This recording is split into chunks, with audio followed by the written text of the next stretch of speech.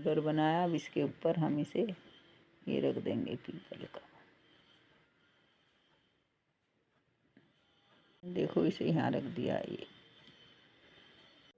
ये हमने रेजिन का पेंसिल होल्डर बनाया है। आप देखो कितना सुंदर लग रहा है ये। प्लीज़ प्लीज़ लाइक करें, सब्सक्राइब करें। जय श्री राधे, जय श्री श्याम।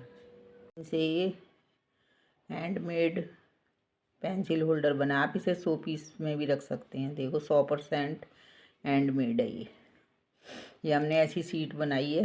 देखो आप, हमने पीछे ही लगा दिया। आप इसे ऐसे भी रख सकते हैं।